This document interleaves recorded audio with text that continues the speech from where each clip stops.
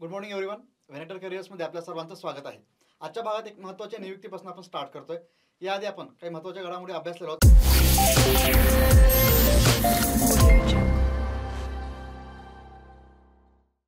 क्रीडा घडामोडी असेल राष्ट्राच्या किंवा राज्याच्या, या सर्व सविस्तररित्या आपल्याला त्याचं रिव्हिजन देखील करायचं आहे. लक्षात घ्या, बरेचदा आपण त्याविषयी डिस्कशन देखील केलेलं आहे आपल्या सेशनच्या माध्यमातून. त्यानंतर दिनविशेष देखील आपण पाहिलेला आहे, तर सर्वांनी व्यवस्थित ते नोट करून घ्यावेत.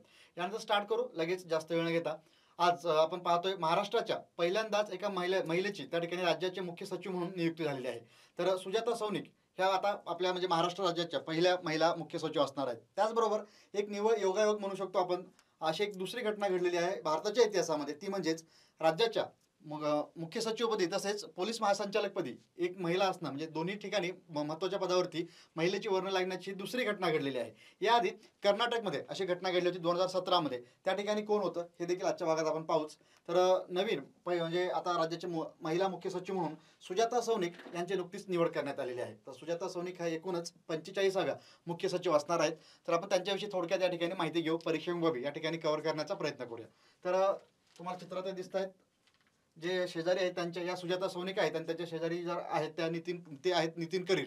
नितीन करीर हे आपले आधीचे मुख्य सचिव होते, हे एक लक्षात घ्यायचं आहे. माजी मुख्य सचिव नितीन करीर होते. 30 जून रोजी त्यांचा कार्यकाळ संपला आणि त्यानंतर 2025 पर्यंत, 30 जून 2025 पर्यंत आता राज्याच्या मुख्य सचिव म्हणून महिला मुख्य सचिव आहेत, पहिल्या महिला मुख्य सचिव ह्या सुजाता सौनिक असणार आहेत. तर थोडक्यात आपण याविषयीची माहिती पुढे कंटिन्यू करूया. एक एक पॉईंट व्यवस्थितरित्या सर्वांनी नोट करायचं, लक्षात घ्या, आणि यामध्ये आपल्या कुठलीही चुका होणार नाही त्याची काळजी घ्यायची आहे. तर पहिल्या महिला मुख्य सचिव, पुन्हा पुन्हा रिपीट करतोय कारण हे महत्त्वाचं, यावरती परीक्षेला प्रश्न विचारला जाऊ शकतो. तर राज्याच्या पहिल्या महिला मुख्य सचिव म्हणून सुजाता सौनिक यांचं नाव आपल्याला लक्षात ठेवायचं आहे. सुजाता सौनिक यांची नियुक्ती करण्यात आली आहे. त्यांचा कार्यकाळ जो आहे तर वर्षभराचा कार्यकाळ पुढील म्हणजे 30 जून 2025 पर्यंत ते आपल्या पदावरती राहणार आहेत आणि राज्याचे ते एकूणच 45वे मुख्य सचिव आहेत. तर परीक्षेमध्ये पहिल्या महिला मुख्य सचिव किंवा कोण मुख्य सचिव आहेत सध्या, यावरती आपल्याला फोकस करायचा आहे. त्यानंतर ते कितवे आहेत हे परीक्षेला सरळ सरळ प्रश्न असतात, 2-3 प्रश्न ठराविक नियुक्तीविषयीचे. तर याबद्दल आपल्याला ही माहिती घेणं गरजेचं ठरतं, त्यामुळेच आपण हा पॉईंट या ठिकाणी मेन्शन केलेला आहे. यानंतर थोडक्यात त्यांच्याविषयी माहिती घेऊ आपण. 1987च्या भारतीय प्रशासकीय सेवेतील अधिकारी असलेल्या सुजाता सौनिक सर्वात ज्येष्ठ अधिकारी आहेत. 1987 बॅचच्या आहेत त्या. ओके, आय एस अधिकारी. सौनिक यांनी सार्वजनिक आरोग्य, हवामान बदल आणि आपत्ती व्यवस्थापन, कौशल्य विकास, प्रशासन अशा अनेक विभागात त्यांनी ते काम केलेलं आहे. थोडक्यात कारकिर्दीचा एकूणच त्यांचा आढावा. यानंतर कुठल्या आहेत त्या मूळच्या, हे एक महत्त्वाचं प्रश्नोत्तरच्या स्वरूपात आपण माहिती घेत असतो नेहमीप्रमाणेच. आजच्याही भागात ते लक्षात घ्यायचं आपल्याला. सुजाता सौनिक पहिल्या महिला मुख्य सचिव राज्याच्या, कुठल्या राज्याचे प्रतिनिधित्व करतात हे लक्षात घ्या. हरियाणा या राज्याच्या आहेत. त्या मूळच्या कुठल्या आहेत? हरियाणा या राज्याच्या आहेत. शालेय शिक्षण चंदीगड या ठिकाणी पूर्ण केलं आणि पंजाब विद्यापीठातून इतिहास या विषयात त्यांनी MA पूर्ण केलेलं आहे. थोडंसं शैक्षणिक पार्श्वभूमी या ठिकाणी आपण नोट केलेली आहे. यानंतर सौनिक या विद्यापीठातून प्रथम येत, त्या ठिकाणी सुवर्णपदक देखील त्यांना ते मिळालं होतं. थोडीशी ॲडिशनल माहिती त्यांच्याविषयीची. यानंतर तसं महत्त्वाचा पॉईंट हे लक्षात घ्या, पहिल्यांदाच असं झालेलं आहे महाराष्ट्राच्या इतिहासामध्ये पोलीस महासंचालकपदी आणि त्यानंतर राज्याच्या मुख्य सचिवपदी दोन्ही एकदाच दोन्ही महिला या ठिकाणी तुम्हाला दिसून येत आहेत. तर रश्मी शुक्ला याच्यावरती फोटो आहेत, पोलीस त्यांच्या ड्रेसमध्ये पण आहेत, रश्मी शुक्ला, येस, आणि ह्या सुजाता सौनिक आहेत. तर राज्याच्या पहिल्यांदाच महत्त्वाच्या पदावरती 2 महिलेची या ठिकाणी वर्णी लागलेली आहे आणि राज्याच्या इतिहासात. येस, तर महिला IPS अधिकारी रश्मी शुक्ला आणि IS अधिकारी सुजाता सौनिक ह्या आहेत सध्याला करंटमध्ये. ओके, दोन्ही आपल्याला एक लक्षात ठेवायचं आहे. थोडंसं पार्श्वभूमी पाहायला गेलं तर याआधी अशी घटना कधी घडलेली होती तर 2017 या वर्षी कर्नाटक राज्याच्याही मुख्य सचिवपदी आणि पोलीस महासंचालकपदी महिला होत्या. 2017 या वर्षी. येस, कुठल्या राज्यामध्ये? कर्नाटक राज्यामध्ये. इयर आहे 2017. पुन्हा एकदा लक्षात घ्या. के रत्नप्रभा ह्या मुख्य सचिव म्हणून त्या ठिकाणी काम त्यांनी पाहिलं होतं. मुख्य सचिव कोण होत्या? के रत्नप्रभा. आणि पोलीस महासंचालकपदी कोण होते? नीलमणी M राजू हे त्या ठिकाणी पोलीस महासंचालक म्हणून त्यांनी भूमिका निभावली होती. पहिल्यांदाच घटना घडली होती याआधी ते कर्नाटक राज्यामध्ये, आणि त्यानंतर दुसऱ्यांदा ते म्हणजे महाराष्ट्राच्या बाबतीत म्हणता येईल. यानंतर आणखी एक याविषयीची माहिती थोडंसं कंटिन्यू करायचं. आपल्या बहुधा पहिल्यांदाच घटना घडलेली आहे की पती आणि पत्नी हे राज्याच्या मुख्य सचिवपदी त्यांनी ते पद त्या ठिकाणी म्हणजे भूमिका मुख्य सचिव म्हणून त्यांनी भूमिका निभावली. त्यामध्ये मनोज सौनिक हे आहेत. मनोज सौनिक यांचं नाव आहे, मनोज सौनिक, आणि ह्या सुजाता सौनिक. ओके, आपण पाहिले जाता सुजाता, परत एकदा लिहितोय मी तरी. तर याआधी राज्याच्या मुख्य सचिवपदी नितीन करीर होते आणि त्यांच्या आधी कोण होतं तर मनोज सौनिक हे राज्याचे मुख्य सचिव म्हणून त्यांनी काम पाहिलं होतं आणि आता त्यांच्या पत्नी या ठिकाणी सुजाता सौनिक ह्या राज्याच्या मुख्य सचिव आहेत. तर हे देखील एक ऐतिहासिक म्हणू शकतो एका राज्याच्या मुख्य सचिवपदी महिला पती आणि पत्नी राहण्याचा एक निवड योगायोगच आहे. तर या दोघांनी हे पद त्या ठिकाणी भूषवलेलं होतं. यानंतर आणखी एक नियुक्ती घेऊया महत्वाची, ती म्हणजेच चल्ला श्रीनिवासुलू चट्टी यांची नुकतीच एसबीआयच्या अध्यक्षपदी निवड झालेली आहे. चल्ला श्रीनिवासुलू शेट्टी हे आता एसबीआयचे ऑगस्ट महिन्यापासून पुढील 28 ऑगस्ट पासून स्टेट बँक ऑफ इंडियाचे प्रमुख असणार आहेत. याआधी दिनेश खरा हे होते आणि याच्यानंतर आता हे शेट्टी जे आहेत तर ते एसबीआयचे प्रमुख असणार आहेत. नियुक्तीमध्ये साधारणतः आपल्याला आपण एका सेशनच्या माध्यमातून मागे माहिती घेतली होती, तुमच्या लक्षात येऊन आला असेल थोडंसं, म्हणजे आपण ते आणखी पुन्हा म्हणजे कव्हर करणारच आहोत. रॉचे प्रमुख कोण आहेत, DRDO कोण आहेत, CSIR हे ज्या काही महत्त्वाच्या संस्था आहेत त्याच्या प्रमुखपदी कोण आहेत, सरळ परीक्षेमध्ये ऑनलाईन स्वरूपाचा प्रश्न त्यावरती विचारला जाऊ शकतो. त्या अनुषंगाने या नियुक्ती आपल्याला माहिती असणं गरजेचं आहे. तर लेटेस्टमध्ये काही त्यात बदल झाला असेल तर पुन्हा एकदा आपण एकत्रितरित्या ते परीक्षेला सामोरे जात असताना पाहणार आहोत, हे एक लक्षात घ्यायचं आहे सर्वांनी. सो आता आधी जरी एसबीआयचा उल्लेख झाला असेल आणि दिनेश खरा हे प्रमुख आहेत म्हणून त्या ठिकाणी मेन्शन केलं गेलं असेल, तर आता मात्र आपल्याला त्यात चेंज करून घ्यायचं आहे. 28 ऑगस्ट नंतर विचारलं गेलं आणि त्यात शेट्टी यांचं नाव उल्लेख केलं गेलं असेल एसबीआयच्या प्रमुखपदी कोण असणार आहेत किंवा कोण आहेत, तर त्या ठिकाणी आपल्याला यांचं नाव माहिती असणं गरजेचं आहे. आता पुढं दिनेश कुमार खरा हे नसणार आहेत एसबीआयचे प्रमुख. ठीक आहे, तर यांच्याविषयी आपण थोडक्यात माहिती घेऊ. तसेच एसबीआय बद्दल थोडक्यात या ठिकाणी आपण माहिती घेणार आहोत, नोट करून घेऊया. तर वित्त सेवा संस्था विभागाने भारतीय स्टेट बँक या सर्वात मोठ्या बँकेच्या अध्यक्षपदी कोणाची निवड केली, त्यांचं नाव आहे पूर्ण चल्ला श्रीनिवासुलू शेट्टी. हे आता एसबीआयचे प्रमुख असणार आहेत. हे नाव आपल्याला आता थोडंसं काही दिवसासाठी जे पदावरती असणार आहेत त्यावेळेस म्हणजे जोपर्यंत पदावर असणार आहेत तोपर्यंत हे आपल्याला लक्षात ठेवायचं आहे. तर चल्ला श्रीनिवासुलू शेट्टी यांची नियुक्ती केलेली आहे. ते बँकेचे व्यवस्थापकीय संचालक आहेत. विद्यमान अध्यक्ष म्हणजे आता कोण आहेत बघा, लक्षात घ्या. 28 ऑगस्ट पर्यंत दिनेश कुमार खारा हे आता एसबीआयचे प्रमुख आहेत आणि 28 ऑगस्टला ते सेवानिवृत्त होत आहेत. 28 ऑगस्ट नंतर आता शेट्टी हे एसबीआयचे प्रमुख असणार आहेत. त्यानंतर शेट्टी आपल्या पदाची जबाबदारी सांभाळतील. शेट्टी यांच्याकडे सध्या आंतरराष्ट्रीय बँकिंग म्हणजे कुठलं पद आहे, आंतरराष्ट्रीय बँकिंग, जागतिक बाजारपेठ आणि तंत्रज्ञानातील बदल या विभागांची जबाबदारी आहे सध्याला शेट्टी यांच्याकडे. थोडक्यात ते देखील आपण मेन्शन केलं. यानंतर स्टेट बँक ऑफ इंडिया बद्दल थोडक्यात माहिती असावी आपल्याला. लक्षात घ्या, ज्यावेळेस जिथं कुठं म्हणजे कितवे आहेत, आता इथं आपण मेन्शन केलं नाही, इथं आवश्यकता नाही. तर ज्या ठिकाणी जे महत्त्वाचं आहे ते आपण तिथं मेन्शन केलेलं आहे, हे लक्षात घ्यायचं सर्वांनी. जसं की राज्याचे मुख्य सचिव म्हणून आता मागाशी टॉपिक घेतला होता त्यामध्ये ते महत्त्वाचं होतं, तिथं ते त्याचा उल्लेख केलेला आहेच. आणि त्यानंतर एसबीआय बद्दल आता थोडक्यात माहिती घेऊ. फक्त एसबीआयचे प्रमुखपदी कोणाची निवड झाली तर हे आपल्याला नाव लक्षात ठेवायचं शेट्टी यांचं. त्यानंतर एसबीआयची थोडक्यात हिस्ट्री आपण पाहू. स्टेट बँक ऑफ इंडिया ही देशातील सर्वात मोठी सरकारी बँक आहे. एसबीआय मध्ये सरकारचा 56.92% इतका हिस्सा आहे. स्थापना जी कधी झाली हे देखील परीक्षेत सरळ विचारतं, लक्षात घ्या. 1 जुलै 1955 एसबीआयची स्थापना झालेली आहे. मुख्यालय मुंबई या ठिकाणी दिसून येतं आपल्याला एसबीआयचं. त्यानंतर 22,405हून अधिक शाखा आहेत एसबीआयच्या. कोणत्या ठिकाणी मुख्यालय कोणतं आहे आणि त्या ठिकाणी स्थापना कधी झालेली आहे हे पार्श्वभूमी थोडक्यात माहिती असणं गरजेचं आहे. तर 22,405हून अधिक शाखा आहेत आणि 48 कोटीहून अधिक ग्राहकांचा बाजारातील 1/4 हिस्सा देखील आहे. यानंतर 29 देशामध्ये, जगात किती देशात, 29 देशामध्ये एसबीआय ही कार्यरत आहे. आणि भारताबाहेर एसबीआयची शाखा किती आहेत तर एकूणच 235 शाखा असल्याचं आपल्याला दिसून येतं. ही थोडक्यात पार्श्वभूमी नियुक्तीच्या संदर्भात माहिती घेत असताना. यानंतर सध्या सर्वात चर्चेत असलेला टॉपिक म्हणजे नुकतंच महाराष्ट्राने एक महत्त्वाची योजना घोषित केलेली आहे. याआधी अशी योजना जी आहे तर ती मध्य प्रदेश या राज्यानं घोषित केली होती, ती म्हणजेच मुख्यमंत्री माझी लाडकी बहीण योजना. तर या योजनेसंदर्भात यासोबतच जे काही अतिरिक्त अर्थसंकल्प होता अजित पवार यांनी सादर केलेला होता, तर तो अर्थसंकल्पामध्ये काही महत्त्वाच्या तरतुदी त्या ठिकाणी करण्यात आलेल्या होत्या. मात्र त्यात इम्पॉर्टंट काय असणार आहे किंवा परीक्षेला काय विचारलं जाऊ शकतं तर ती महत्त्वाची म्हणजेच मुख्यमंत्री माझी लाडकी बहीण योजना. तर या योजनेसंदर्भात आपल्याला थोडक्यात माहिती घ्यायची आहे. त्यात काही ठराविक पॉईंट आहेत तर ते आपण इथे पाहूया. ओके, चला तर मग एक पॉईंट पाहू. तर या योजनेमध्ये सुरुवातीला जी घोषणा केली होती त्यात थोडासा बदल केलेला आहे. आता लेटेस्टमध्ये जो काही बदल करून या योजनेसंदर्भात काही मुद्दे या ठिकाणी मांडलेले आहेत ते आपल्याला लक्षात ठेवायचे आहेत.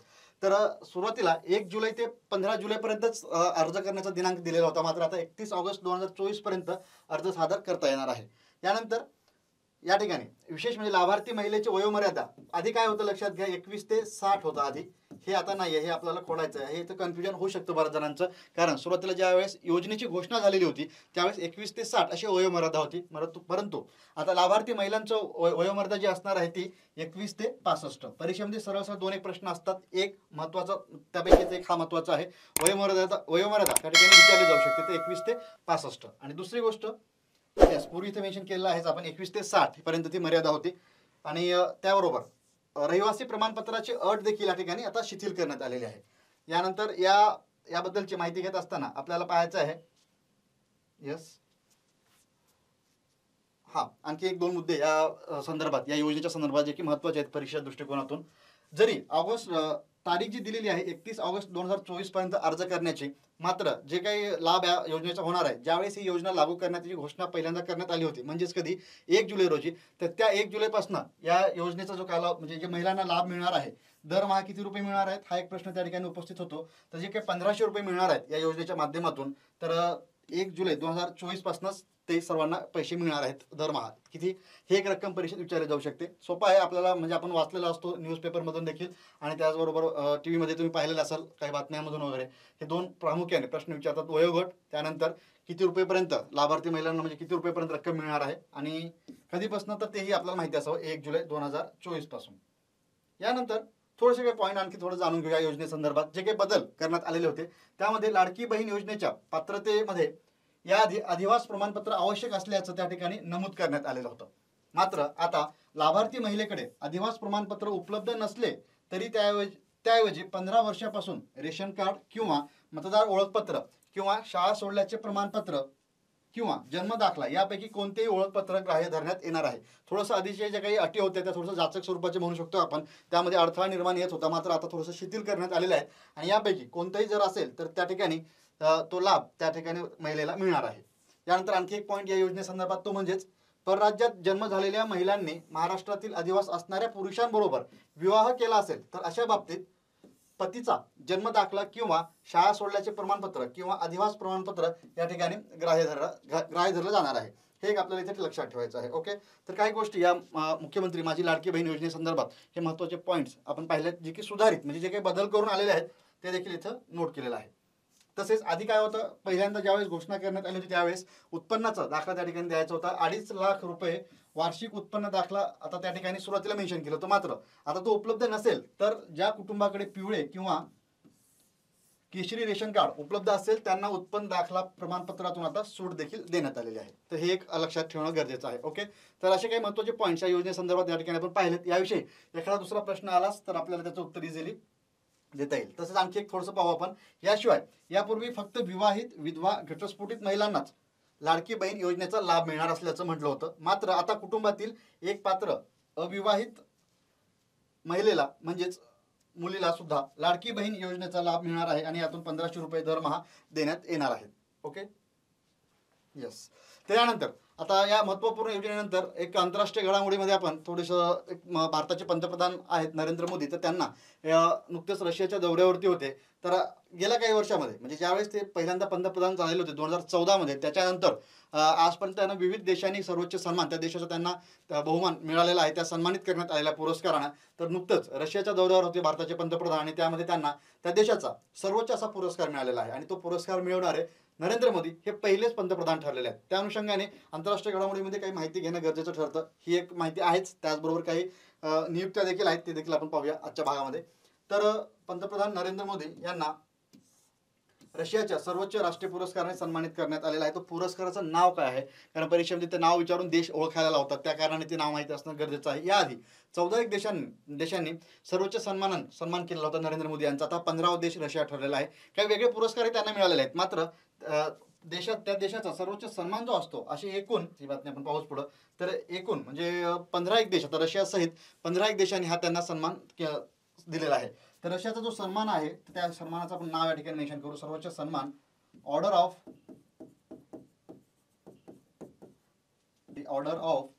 सेंट अँड्र्यू,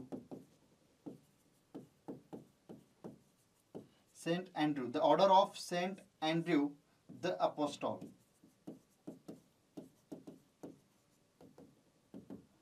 ओके, हा एक सर्वोच्च सन्मान रशिया देशाचा आहे आणि त्याने या पुरस्काराने त्यांचा सन्मान करण्यात आला आहे. आतापर्यंत म्हणजे आधी परंपरा होती रशियाची की त्या देशातील सैनिकांना किंवा तेथील नागरिकांना या पुरस्काराने सन्मानित केलं जायचं. मात्र काही वर्षापासून त्यात बदल करण्यात आलेला आहे आणि गैर रशियन व्यक्तींना देखील या पुरस्काराने सन्मानित करण्यात येऊ लागलं आणि त्यामुळेच पंतप्रधान नरेंद्र मोदी आता यांना देखील या पुरस्काराने सन्मानित करण्यात आलेला आणि असा पुरस्कार मिळवणारे ते एकमेव भारतीय ठरलेले आहेत. याआधी चीन असेल किंवा आणखी काही राष्ट्र आहेत तर त्या राष्ट्रांच्या प्रमुखांनाही हा पुरस्कार देण्यात आलेला होता. त्यामध्ये नरेंद्र मोदी फक्त केवळ एकमेव भारतीय व्यक्ती ठरले आहेत. यानंतर आंतरराष्ट्रीय घडामोडींचा अभ्यास करत असताना आपल्याला परीक्षेमध्ये फक्त थोडंसं लेटेस्ट जे काही मोठी राष्ट्र आहेत त्या राष्ट्रांच्या प्रमुखपदी नुकतीच निवड जर करण्यात आलेली असेल, पंतप्रधान असतील किंवा अध्यक्ष असेल त्या राष्ट्राचा कोणी, त्यांची निवड झाली असेल तर त्यांचं नाव परीक्षेत विचारलं जाऊ शकतं. त्या उद्देशाने आपण हा एक पॉईंट लेटेस्ट चालू घडामोडीमध्ये घेणं आवश्यक ठरतं. यस, कीर स्टारमर थोडंसं यस या ठिकाणी आपल्याला नाव ब्रिटनचे आता नवे पंतप्रधान म्हणून त्यांची नियुक्ती करण्यात आली आहे. कीर स्टारमर हे आता नवीन पंतप्रधान असणार आहेत. ते मजूर पक्षाचे आहेत. याबद्दलची माहिती घेत असताना 2 एक पॉईंट लक्षात ठेवायचे आपल्याला. फक्त नुकतीच ब्रिटनच्या पंतप्रधानपदी कोणाची निवड करण्यात आली असा एक प्रश्न परीक्षेत सरळ सरळ आंतरराष्ट्रीय घडामोडीमध्ये विचारला जाऊ शकतो. तर कीर स्टारमर, ब्रिटनचे कीर स्टारमर यांचं नाव लक्षात ठेवायचं आपल्याला. आणि मजूर पक्ष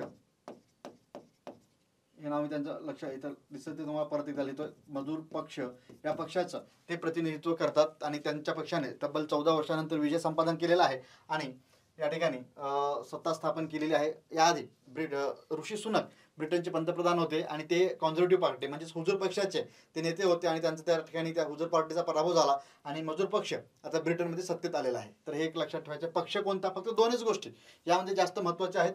एक मजूर पक्ष आणि दुसरा त्यांचं नाव कीर स्टारमर हे लक्षात ठेवायचं आहे. यानंतर आता आपण पाहतो लेटेस्ट सध्या एक विषाणू जो आहे तो महाराष्ट्रातील पुणे शहरात देखील तो आता दाखल झाला आहे आणि जवळपास 12 जुलैपर्यंत या विषाणूचे 18 रुग्ण त्या ठिकाणी आढळून आलेले होते पुणे या ठिकाणी.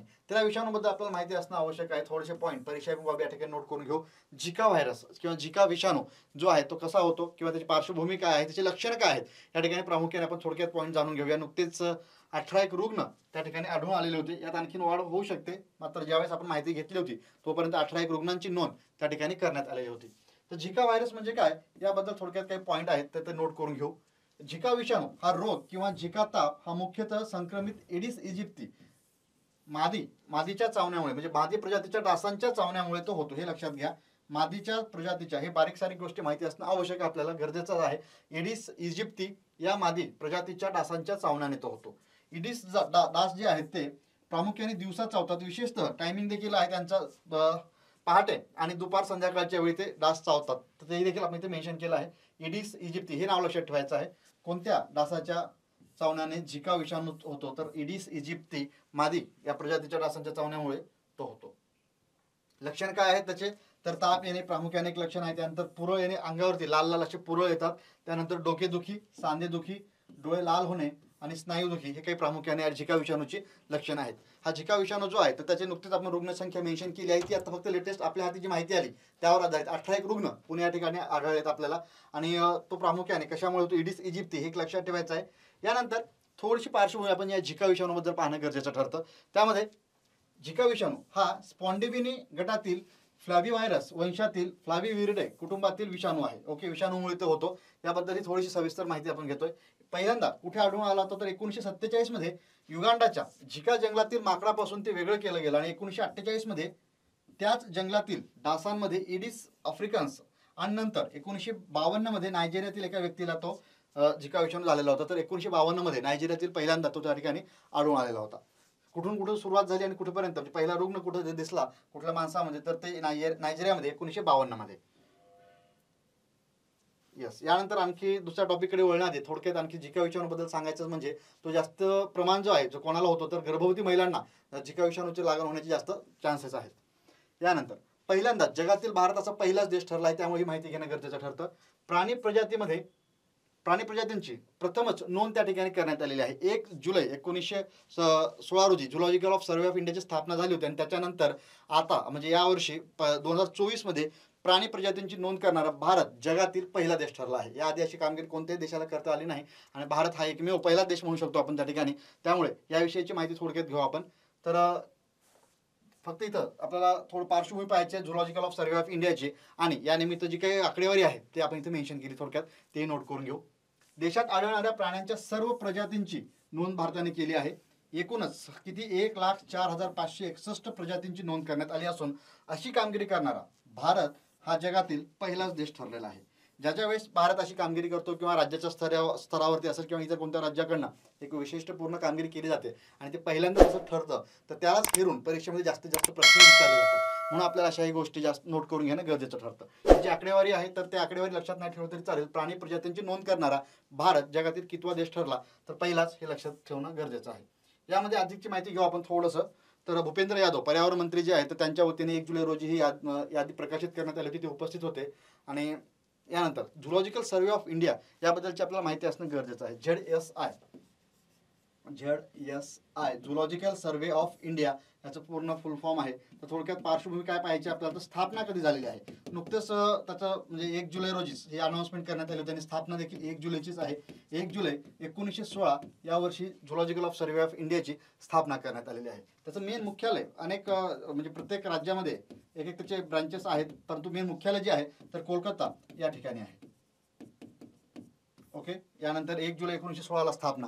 आणि ZSIचे म्हणजे झुलॉजिकल ऑफ सर्वे ऑफ इंडियाचे आता सध्या कोण प्रमुख आहेत हे आपल्याला माहिती असावं, तर थोडंसं ते आपण पाहू. महासंचालक या ZSIचे महासंचालक आहेत धृती बॅनर्जी या ZSIचे महासंचालक आहेत. थोडीशी या विषयाची माहिती घेत असताना पार्श्वभूमी माहिती असावी या कारणाने आपण इथे मेन्शन केलेलं आहे. स्थापना 1916ची, कोलकाता या ठिकाणी मुख्यालय, आणि धृती बॅनर्जी हे त्याचे झुलॉजिकल ऑफ सर्वे ऑफ इंडियाचे प्रमुख आहेत. यानंतर आणखीन एक अशी एक महत्त्वपूर्ण कामगिरी भारताने आणखीन केलेली आहे ती म्हणजे जगातील भारत आणखीन एकदा पहिल्यांदाच देश ठरलेला आहे, तो म्हणजेच CNGवर आधारित दुचाकी लॉन्च करणारा भारत पहिला देश ठरला आहे. यामध्ये कोणी केलं आहे, त्यानंतर या दुचाकीला नाव काय दिलेलं आहे, त्याचबरोबर या दुचाकीचे वैशिष्ट्य काय आहेत, तर ही आपल्याला गोष्ट या ठिकाणी प्रामुख्याने पाहणं गरजेचं आहे. तर ते एक बाबी आपण पाहून घेऊ. तर चित्रात तुम्हाला दिसत आहे त्या ठिकाणी नितीन गडकरी, आपले केंद्रीय मंत्री नितीन गडकरी यांच्या हस्ते या ठिकाणी त्याचं पुणे या ठिकाणीच लॉन्च करण्यात आलेलं होतं. CNG या इंधनावर चालणाऱ्या जगातील पहिल्या दुचाकीचं त्या ठिकाणी अनावरण करण्यात आलेलं आहे.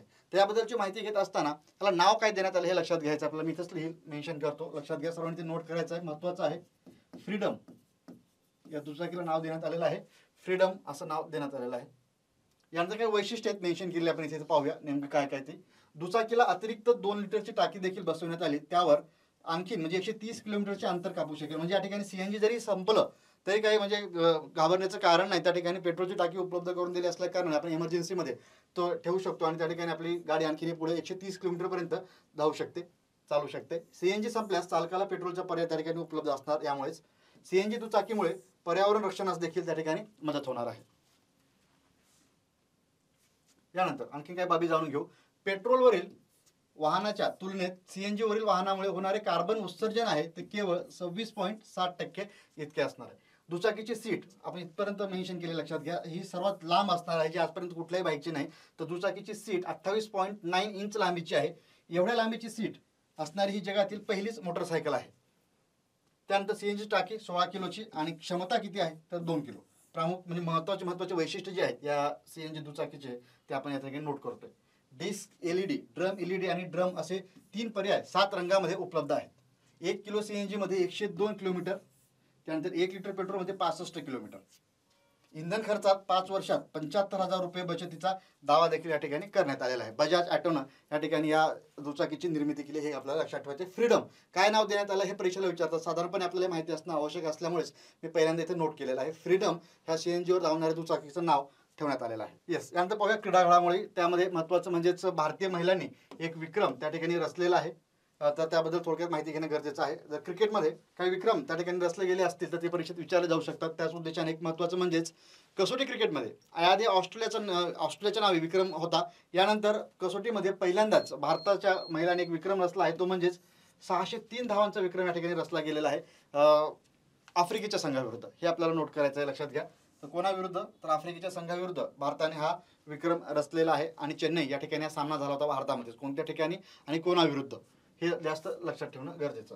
महिला कसोटी क्रिकेटमध्ये 600 धावांचा टप्पा करणारा भारत हा पुन्हा एकदा बघा पहिलाच देश ठरलेला आहे. ज्यावेळेस भारताने असं काही कामगिरी केलेली असेल तर तेच महत्त्वाचं आपल्याला लक्षात ठेवायचं. भारताने 603 धावा या ठिकाणी केल्या होत्या. यावर्षी फेब्रुवारी महिन्यात असा एक विक्रम रचला होता आफ्रिकेच्या संघाविरुद्धच, तो म्हणजे ऑस्ट्रेलियानं.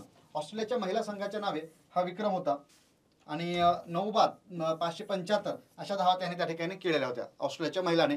मात्र आता हा जो विक्रम आहे तो आता भारताच्या नावे नोंदवला गेलेला आहे. 603 धावा त्या ठिकाणी केलेल्या आहेत भारतीय खेळाडूंनी. तसेच विक्रम रचत असताना एकूणच 80 चौकार देखील लगावले गेले आहेत या दरम्यान, या सामन्यादरम्यान, आणि ते देखील सर्वाधिक होते. या आधीचा जो रेकॉर्ड होता, लगावलेले गेलेले सर्वाधिक चौकार त्या ठिकाणी ठरलेले आहेत. आणि याबाबत भारताने ऑस्ट्रेलियाचा विक्रम देखील मोडीत काढला. याआधी जे होते 79 चौकार जे ऑस्ट्रेलियाच्या संघाने त्या ठिकाणी लगावलेले होते. यस, तर अशा पद्धतीने आपण थोडक्यात याविषयीची म्हणजे क्रीडा घडामोडीमध्ये याबद्दलची थोडक्यात माहिती घेतलेली आहे. हे लक्षात घ्यायचं, विक्रम रचला गेलेला असल्या कारण त्या ठिकाणी 2-3 पॉईंट महत्त्वाचे आहेत. कोणत्या संघाविरुद्ध भारताने 603 धावाचा विक्रम रचला, त्यानंतर याबद्दल माहिती घेत असताना कोणत्या मैदानावरती, इथं मैदानाचं नाव मी म्हणजे नोटमध्ये दिसत नसेल तुम्हाला, मात्र हे सांगतोय त्यामुळे सर्वांनी नोट करायचं आहे.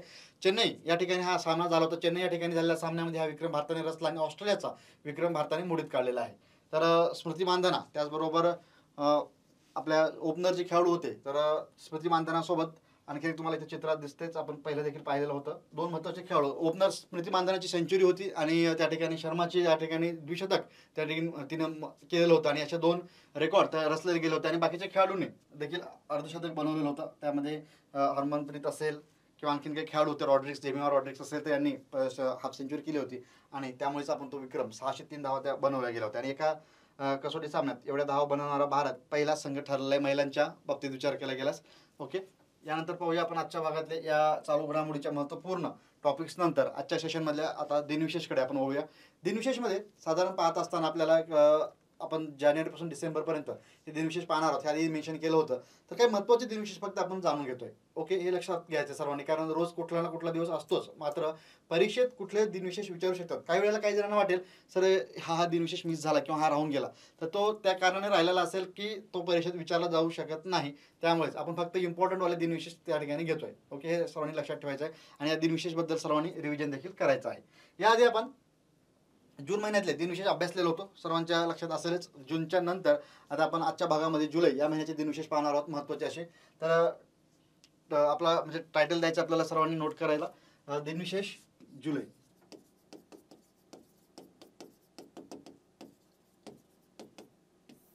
ओके, तर एक एक पाहूया आपण महत्त्वाचे असे. पहिलाच आहे 1 जुलै. 1 जुलै रोजी कोणता दिन आहे ते माहिती असणं गरजेचं आहे. प्रत्येक दिवस म्हणजे जे काही महत्त्वाचे दिनविशेष आहेत तर ते आपण नोट करून घेतो. तर 1 जुलै, जुलै महिन्यामध्ये पहिला दिवस जो आहे तर त्या दिवशी म्हणजे 3 एक आहेत महत्त्वाचे असे, तर ते नोट करून घेऊ 1 जुलै रोजी. एक आहे कृषी दिन. वसंतराव नाईक यांची जयंती कृषी दिन म्हणून महाराष्ट्र राज्य, महाराष्ट्राचे माजी मुख्यमंत्री होते आणि त्यांचा जन्मदिन कृषी दिन म्हणून महाराष्ट्र राज्य साजरा करतं. मी ब्रॅकेटमध्ये महाराष्ट्र राज्य असं लिहिल या ठिकाणी. 1 जुलै रोजी कृषी दिन तो साजरा केला जातो महाराष्ट्र राज्य शासनाच्या वतीने. यानंतर दुसरा आहे 1 जुलै रोजीच आपण आणखीन एक दिनविशेष येतो, म्हणजे राष्ट्रीय डॉक्टर्स डे म्हणूनही साजरा केला जातो. राष्ट्रीय डॉक्टर डे तो 1 जुलैलाच. आणि त्याचबरोबर संधी लेखापाल दिन, चार्टर्ड अकाउंटंट दिन, सीए दिन, संधी लेखापाल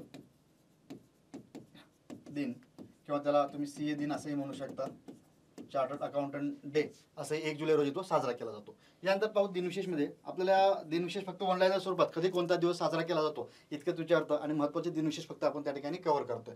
तर दुसरा जो आहे तर 3 जुलै. 3 जुलै रोजी कोणता दिन साजरा केला जातो ते आपण पाहूया. 3 जुलै जागतिक प्लास्टिक पिशवी मुक्ती दिन. प्लास्टिक पिशवी मुक्त दिन हा 3 जुलै रोजी साजरा केला जातो. महत्त्वाचे दिनविशेष आहेत, लक्षात घ्या. परीक्षेत कुठलाही दिनविशेष जानेवारीपासून डिसेंबरपर्यंत विचारला गेला तर तो आपल्या माहितीतला असणार आहे, हे निश्चितपणे मी तुम्हाला या ठिकाणी सांगतो. त्यामुळे याचं रिव्हिजन सर्वांनी आवर्जून करायचं आहे. यानंतर 6 जुलै. 6 जुलैबद्दल एक थोडंसं खास आहे, मी थोडंसं ब्रॅकेटमध्ये एक लिहिल, शनिवार, फक्त तुम्हाला नोट करून घ्यावा यासाठी. यावर्षी 6 जुलै रोजी शनिवार होता. तर प्रत्येक शनिवारी म्हणजे जुलै महिन्याच्या पहिल्या शनिवारी आंतरराष्ट्रीय सहकार दिन म्हणून तो साजरा केला जातो. 1995ला संयुक्त राष्ट्रसंघाने या ठिकाणी या दिवसाची घोषणा केली आणि यावर्षी 30वा सहकार दिन म्हणून साजरा केला गेला, तो म्हणजे 6 जुलैला. तर मी शनिवार लिहित, पहिला शनिवार असं नोट करू शकता तुम्ही. जुलै महिन्यातला पहिल्या शनिवारी प्रत्येक म्हणजे ज्या दिवशी कोणता त्या दिवशी ठराविक नाही, म्हणजे पुढच्या वर्षी 6 जुलैला हा दिवस साजरा केला जाऊ शकतो का, तर नाही. त्यावेळेस कोणता त्या तारीख असेल त्या शनिवारी तो दिवस साजरा केला जाईल. तर आंतरराष्ट्रीय सहकार दिन हे लक्षात ठेवायचं, आंतरराष्ट्रीय सहकार दिन म्हणून तो साजरा केला जातो. यानंतर चौथं पाहूया आपण 10 जुलै, 4 क्रमांक जुलै महिन्यातल्या दिनविशेष मध्ये राष्ट्रीय मत्स्य शेतकरी दिवस.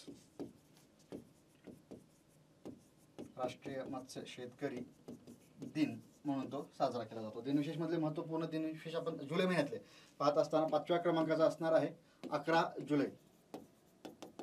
11 जुलै रोजी लक्षात घ्या, पुन्हा एकदा मी वारंवार सांगण्याचं कारण काही दिनविशेष जरी आपल्याला राहिले तुम्हाला माहिती असेल तर गुड, परंतु परीक्षेत जे विचारतात तेच आपण या ठिकाणी पाहतोय. तर 11 जुलै रोजी जागतिक लोकसंख्या दिन तो साजरा केला जातो. 11 जुलै जागतिक लोकसंख्या दिन. हा दिवस 11 जुलैलाच का साजरा केला जातो त्याचं थोडंसं मी इथं मेन्शन करतो. 11 जुलैला साजरा करण्याचं कारण म्हणजेच 1988-89 मध्ये त्या ठिकाणी जगाची लोकसंख्या जी आहे तर ती 5 अब्ज डॉलरवर गेलेली होती आणि 1989 या वर्षापासून ती तारीख जी होती 5 अब्ज डॉलरवर जाण्याची ती 11 जुलै होती आणि 1989 रोजी पहिल्यांदाच जागतिक लोकसंख्या दिन साजरा करण्यात आला आणि त्या वर्षापासून रेग्युलरली या दिवशी जागतिक लोकसंख्या दिन साजरा केला जातो. यानंतर 12 जुलै रोजी आंतरराष्ट्रीय मलाला दिन किंवा जागतिक मलाला दिन. हा एक काय दिनविशेष आहे ते मी मेन्शन करतो, काही जणांना माहिती असेल नसेल तर तुम्ही या ठिकाणी थोडंसं या विषयाची माहिती असणं गरजेचं आहे. आंतरराष्ट्रीय मलाला दिन एक महत्त्वाचा दिनविशेष संयुक्त राष्ट्र संघाच्या वतीने तो साजरा केला जातो का, तर एक धाडसी युवतीने त्या ठिकाणी तालिबानाविरुद्ध लढा दिला होता. तालिबानाने शिक्षणाला विरोध करून त्या ठिकाणी 2008 या वर्षी मोठ्या प्रमाणात 400 पेक्षा जास्त शाळा नष्ट केलेल्या होत्या आणि त्या शाळा नष्ट करून शिक्षणाला त्यांनी पूर्णपणे विरोध केला होता. तिथे शिक्षण म्हणजे महिलांनी शिक्षण घ्यायचं म्हणजे तर अजिबातच नाही, कोणी घराबाहेर पडायचं नाही अशा स्वरूपाचा त्या ठिकाणी त्यांचा फतवा देखील त्यांनी काढलेला आहे. तर त्यामुळे त्यांना विरोध करून तर तिथे कोण उभं राहिलं होतं तर ही युसूफजाई मलाला ही उभं राहिलेली होती आणि तिने 2012 या वर्षी त्यांचा विरोध झुगारून शाळेकडे ती निघाली होती आणि ती शाळेकडे जात असतानाच तिच्यावरती तालिबानांनी गोळीबार केला होता आणि तिच्या डोक्याला गोळी लागून ती जखमी झालेली होती आणि जखमी होऊन ती कोमामध्ये गेली होती 2012 पासून 14 पर्यंत आणि 2014 मध्ये तिला संयुक्त राष्ट्र संघाच्या वतीने शांततेसाठीचं नोबेल पारितोषिक देण्यात आलं. अगदी कमी वयामध्ये 15-16 वर्षामध्ये जर कोणाला नोबेल पारितोषिक मिळालेलं असेल तर ती पहिलीच महिला कोण ठरली तर युसूफजाई मलाला. तिने हा जो काही लढा दिला होता आणि त्यानंतर ती ज्या कोमातून बाहेर आली त्यानंतर ती खूप काळ म्हणजे लढा तो सुरूच ठेवला होता आणि शिक्षणासाठी ती आवाज तिने उठवलेला होता आणि तालिबानांचा विरोध तिने झुगारलेला होता आणि तिचं ते धाडसी कार्य पाहूनच तिला शांततेसाठी नोबेल पुरस्कार देखील देण्यात आला होता आणि त्या कारणाने संयुक्त राष्ट्र संघाच्या वतीने आंतरराष्ट्रीय मलाला दिन किंवा जागतिक मलाला दिन जो आहे तर तिचा जन्मदिन आहे 12 जुलै आणि त्या कारणानेच तो दिवस साजरा केला जातो. ओके. यानंतर 7वा आहे 15 जुलै जागतिक युवा कौशल्य दिन. जागतिक युवा कौशल्य दिन म्हणून तो साजरा केला जातो. 8 क्रमांकाचा आहे 20 जुलै. महत्त्वाचे दिन विशेष आहेत लक्षात घ्या. 20 जुलै रोजी जागतिक बुद्धिबळ दिन साजरा केला जातो. जागतिक बुद्धिबळ दिन. यस 20 जुलै. यानंतर नेक्स्ट आपण पाहू 9व्या क्रमांकाचा. यस जो क्रमांक आहे तो तुम्ही नोट करू शकता. नेक्स्ट वन 9वा आहे जुलै महिन्यातला महत्त्वाचा दिन विशेष तो म्हणजे 26 जुलै कारगिल दिन. कारगिल विजय दिवस. भारताने पाकिस्तान विरुद्ध विजय नोंदवला होता आणि त्या ठिकाणी 26 जुलै या दिवशी कारगिल विजय दिन म्हणून तो साजरा केला जातो. यानंतर जुलै महिन्यातला पुढचा दिन विशेष पाहूया आपण तो म्हणजेच 28 जुलै. यस 28 जुलै त्या दिवशी जागतिक निसर्ग संवर्धन दिन. जागतिक निसर्ग संवर्धन दिन म्हणून तो साजरा केला जातो. आणि यानंतर महत्त्वाचा दिन विशेष आहे परीक्षेला तो प्रामुख्याने विचारला जातोच त्यामुळे लक्षात ठेवायचा आपल्याला शेवटचा जुलै महिन्यातला तो म्हणजेच 29 जुलै. यस 29 जुलै रोजी कोणता दिन विशेष असतो 29 जुलै जागतिक व्याघ्र दिन. ओके. तर असे काही दिनविशेष महत्त्वाचे आहेत. मी नेहमीप्रमाणेच तुम्हाला जे महत्त्वाचे त्याला टिक करत असतो आणि त्यावरती जास्त फोकस करायचा आपल्याला. रिव्हिजन करत असताना ही आहेतच महत्त्वाची, मात्र त्यातल्या त्यात आणखीन कोणते महत्त्वाचे आहेत ते लक्षात घ्या. यामध्ये आपल्याला कृषी दिन, राष्ट्रीय डॉक्टर दिन हे महत्त्वाचे आहेत. 1 जुलै रोजी प्लास्टिक पिशवी मुक्ती दिन हे लक्षात ठेवायचं आहे. आता आंतरराष्ट्रीय सहकार दिन मोठ्या प्रमाणावर साजरा करण्यात येतोय त्या कारण तिसरंही महत्त्वाचं आहे.